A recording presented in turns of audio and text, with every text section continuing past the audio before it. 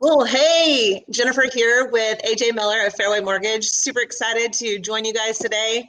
I've known AJ for 8 years. We met on the LTY baseball fields when Mavrin and Dalen were playing baseball together. It seems like it was literally just yesterday. Yep. Until you see the boys and you realize, no, they're 17 now and not 9. It's Yep. awesome. Crazy. But yeah, so AJ and I also play a little Sunday Fun Day bingo together and had a little post bingo conversation. And for me, recognize, holy moly, I have so many amazing friends that are super intelligent, have a lot of knowledge around not only just real estate and the market, but mortgage and just questions that I think a lot of people, and that's what I saw with even Allison asking about refi and stuff. How many people are wondering what's going on in the market? Is this a good time to buy? Is it what's going to happen? And so I really wanted to bring AJ on to be able to share that information and answer some of those questions for you guys today. But before we get started, would love AJ to tell us a little bit about himself and kind of what he's done and where he is now and kind of what his business is like.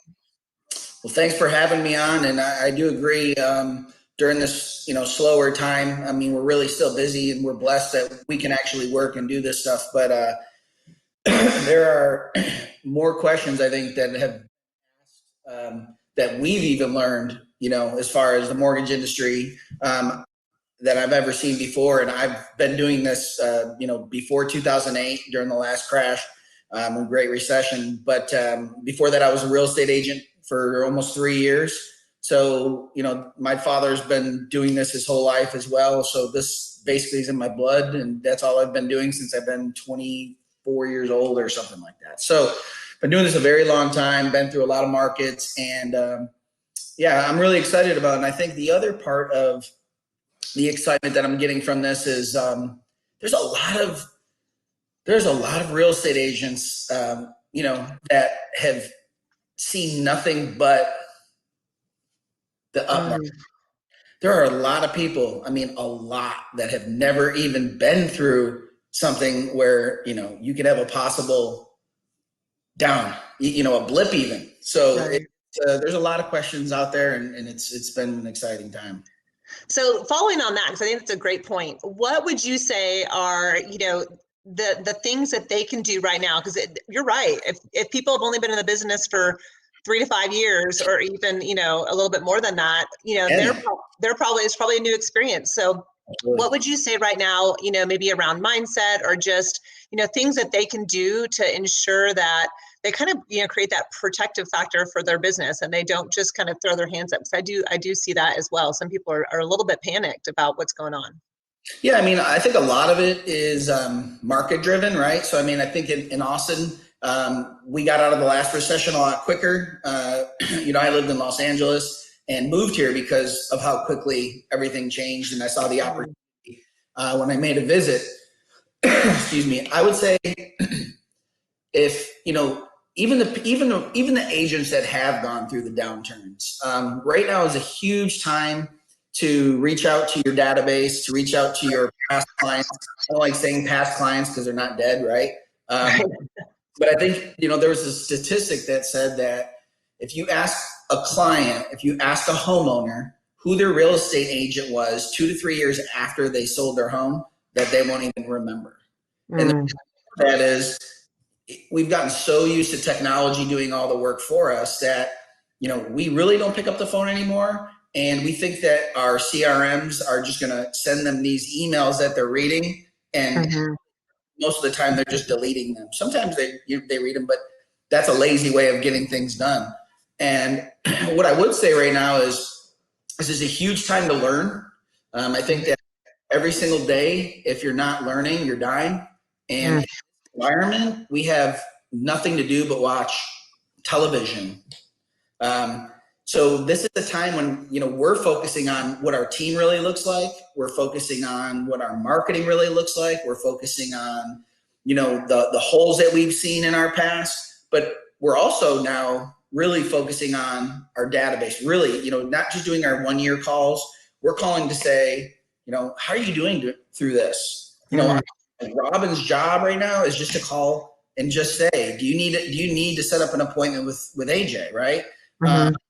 We can walk them through the questions that I'm sure you're going to ask me. And a lot of times people don't understand what's going on or don't understand, how to get the equity out of their house if they need it right now. So as far as a realtor is concerned, my advice to the agents that I work with are call your past database, follow up, love on them, see how they're, and there might be a possibility to help them. And ultimately, if they are going to sell after this is all over because maybe they need the equity in that house, hopefully you've done a good enough job in the past and to remind them, who they are, that they'll call you.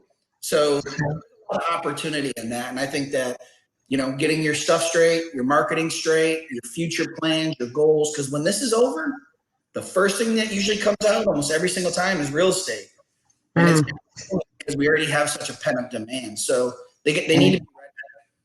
Yeah, that's such great advice. And literally, I've heard that echoed, across the industry. I've been on a few webinars, and it's a lot of people are talking about that, just reconnecting with your database, get in there, make sure you're checking in on people, and be, just kindness. That's just human kindness and connection, right?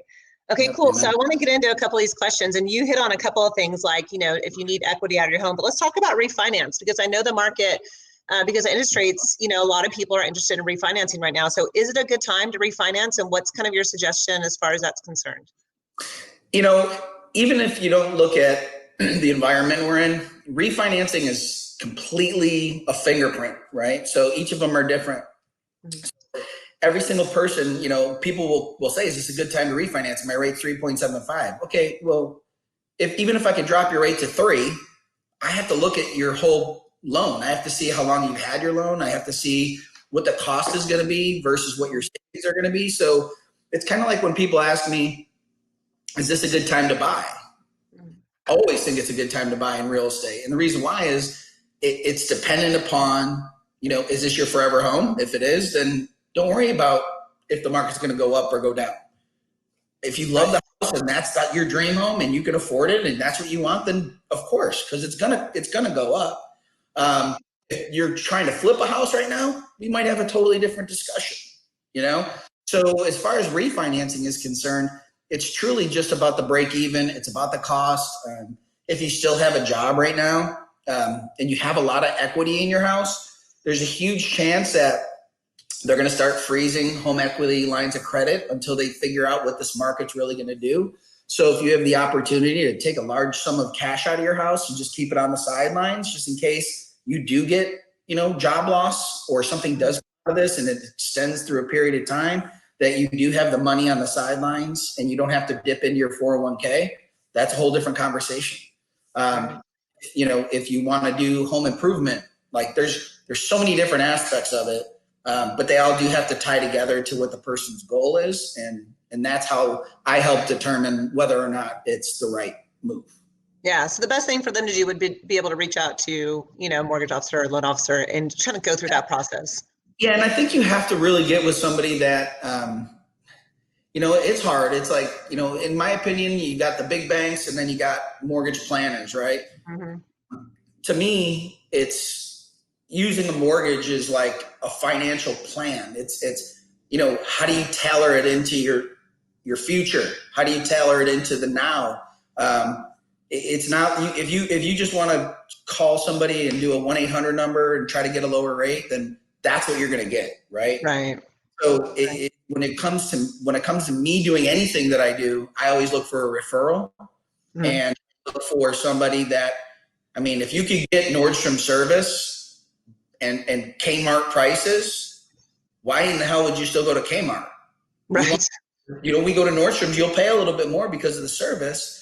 And it's very rare to be able to go to Nordstrom or to go to Kmart and get that experience. So that's what I always tell people is like, when you come to the right place, you want everything. And even if you pay a little bit more, it's going to be worth it in the future because you actually have a real professional. Right. Absolutely. That makes so much sense, right? In every sense of the word. So is it easier right now or harder to obtain a mortgage? I know that's something that you talked about a little bit on Sunday. It's different, right? So it's really hard for me because the first question I have to really dig into people is, truly, what do you do? Are in an essential job right now, if you're, let's just say you own a salon and you're self-employed. Well, I can't look at your taxes and, I gotta say right now, governor's got you closed, but you might be open next week. So Right. we'll have to relook at this discussion next week. But if you're a normal person, that has just a W-2 job and you're still working, we still have to, during the entire process of the refinance, check in every week to make sure that you still have a job. Right. So as far as the paperwork is concerned, it's definitely gotten a little bit harder depending on what kind of mortgage you have. If you have a jumbo mortgage over a 510, it's just different. Right. Just different. But the paperwork's pretty much the same. It's just the process is a little bit different. So does that mean just more steps for you guys checking in along the way than usual? And that's typically the difference? The borrower won't really feel it that much. We're asking for letters of explanation. If you have a direct contact line to HR that we, can get to that person quickly, because we do have to check so much to make sure you still have a job and your pay hasn't been cut in half, or you haven't, furloughed down the road, or all these different things. So they don't really feel it as much. We're going to ask for the same documentation, but as far as our checkups go, it's a lot more tedious. For sure. So do you think with what's going on, the mortgage rates, since we've seen such these like crazy lows, like all-time history at lows and interest rates and that kind of stuff, do you think that they'll go up? And, what are you kind of basing that on? But if I had my crystal ball, tell us the future. I think for the first time I could smash it, because the market, we've never seen anything like this. We've never seen so much money poured into a situation. We've never seen so many different aspects at the same time, right? When the housing crash happened, it was housing, and banks. Now it's banks and retail and oil. And, it's technically, in a sense, catastrophic. And I think the federal government's been doing a really good job trying to keep things at peace, because it really could have got bad if they didn't act.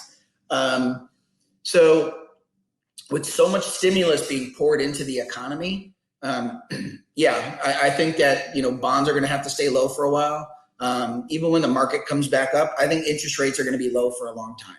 Yeah, that's awesome. That's one of the things I heard. I was on a call with the legends in real estate, and there's 4 guys from LA. It was actually pretty cool. And one of them was saying, for the first time, really and truly, we're seeing a lot of investors, because the stock market is so bad, that really real estate's a safe investment. So you see people actually taking money where they had it and putting it into real estate right now, because it's a lot safer to have your money in that than anywhere else. So I thought that was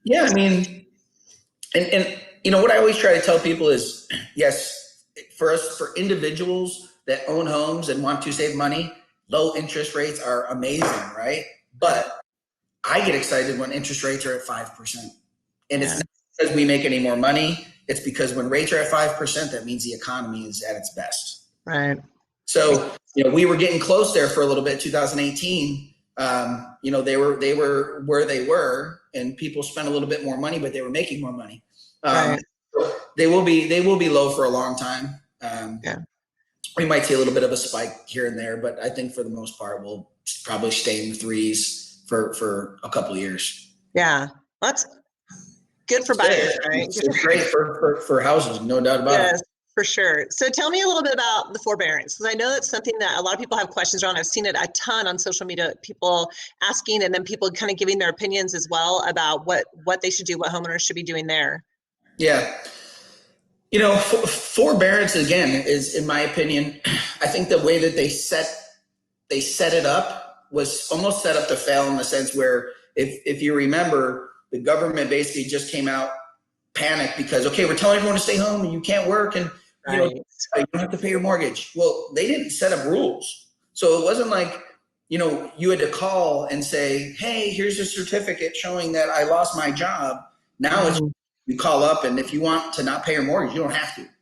And I'll tell you, the one thing I learned yesterday doing one of these calls with a bunch of other professionals that, do what I do across the country, there was like 7 of us.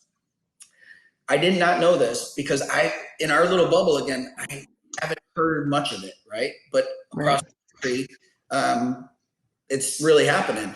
And he told me that a lady called to go into forbearance. They sent her over the terms. She said no to it.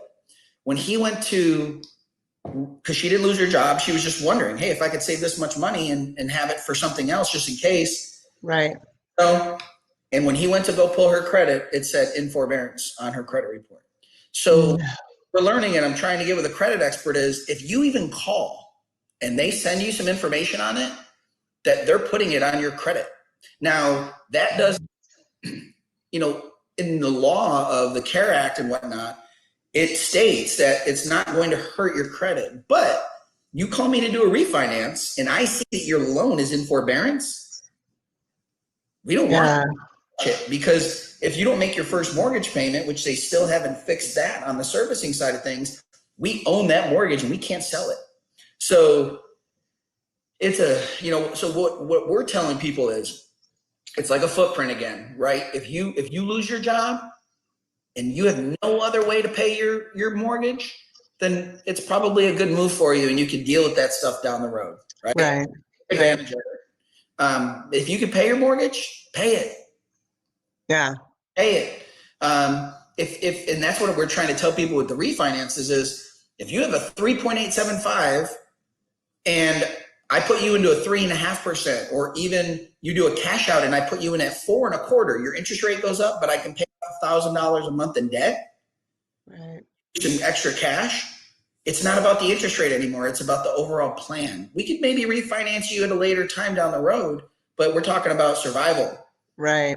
A job, that might be something to look at. So, you know, the whole point of, and you missed 2 mortgage payments, 1, if not 2. So it kind of pushes it down the road a little bit. So as far as forbearance is concerned, you know, we would like to say call your servicer. I would say now, after I just heard that news, call me. Right. Professional first, so that I can tell you, listen, here's some other options you have. Or I'd say make that phone call. But the last thing you want right now is let that term on your credit report, if you're thinking about doing something in the near future that you're going to need credit with. Right. Wow. That's good to know. Yeah, you got to prove that you didn't get it. Which, right. After you do that, it's going to be tough. So. Yeah, well, anything with your credit report, if you have to go in and appeal something, it just feels like it's such a process to go in and have to do that and deal with that. And with the banks right now, I'm sure it's crazy. So let's see. I was going to ask, I did have a question from another question about, if you do a refinance, can you roll in other costs into that? So if you wanted to do, like, add a home warranty on there, could you add that into your refinance? No. Yeah. No, just your basic costs, lender fees, appraisal fees, title fees, third-party fees. You can't add any other junk fees in there. Yeah. So last question, and this is good. We're at like 18 minutes. We're doing a good job here. One of the things that we talked about is on the other side of this. So what do you think are some opportunities, some positive things that will come out of going through COVID-19? Well, I mean, first and foremost, I think that when you look at the positive things, take a look at people outside walking, the family. You know, the financial part of it is going to boom when we come out of this.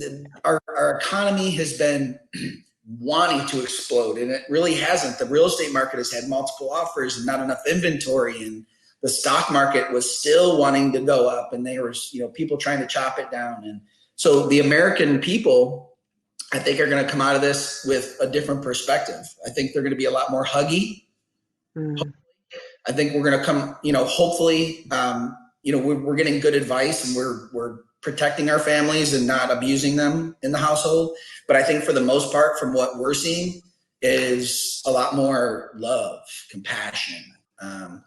I think the world as a whole kind of all going through the same thing. So hopefully the world has a little bit more appreciation for what everyone's going through at the exact same time. In the history of our country, since a war, nothing has ever happened like this, where everyone, it doesn't matter what nation you're from or what country you're from, you're all going through the exact same thing at a different level. So I think the economy is going to flourish like we've never seen it. I think it could take I was thinking it was going to happen by like Q3. Now it's going to probably be Q1, Q2 of 21. Yeah. We have a second relapse of this in the fourth quarter. Mm. But I think that you're going to see an insanely strong real estate market with a huge pent up demand. Depending on what happens with, we will see foreclosures as long as the servicers get saved, and that's a whole another 30-minute conversation. But we'll see some foreclosures in some markets, and I think there'll be more opportunities to buy. And like you said, for investors, I think that the people that have gone through 2008, and I'll tell you, like myself, I went bankrupt after 2008, and I learned a lot. I learned to save money and to not have a lot of debt, so that coming into something like this, even if I was to lose my job, I would have been okay for a year or two. Most Americans don't have $400 in their savings account. So another good thing out of this might be, hey, we need to carry less debt. We need to buy a house that has equity. We need to, so that we don't get, kicked out of it. So I think a lot more of what's going to come out of this is going to be touchy-feely kind of things, depending on what happens politically, because that's always ugly. But for the most part, I think it's going to be a real learning experience. Oh yeah, absolutely. You're already seeing the connection. Like, I don't think my kids have played together, like truly like played and spent time together in a long time. And we hear them at night. They're like, even Casey's playing video games with the boys, and we're dying laughing because they're, having fun. The bands are back and forth. They're going outside and playing catch and peppering with a volleyball. And, even for us, we'll sit down and watch a show, and then we're talking about it.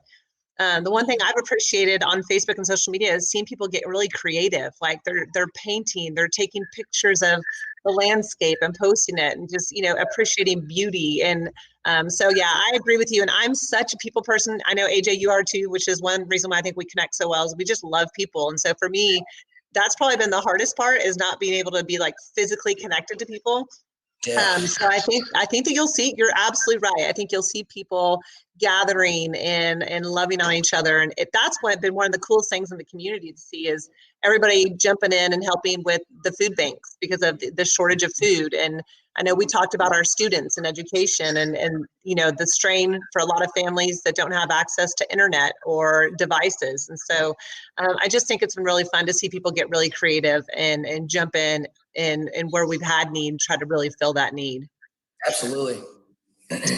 Cool. Well, I appreciate you coming on and sharing, and I can't wait to share this with people. I think obviously a lot of great information and hopefully a little bit of positivity here at the end to leave people with. And we'll see you on Sunday at Bingo. I'll see you on Sunday Bingo. Have a good day. I'll talk to you later.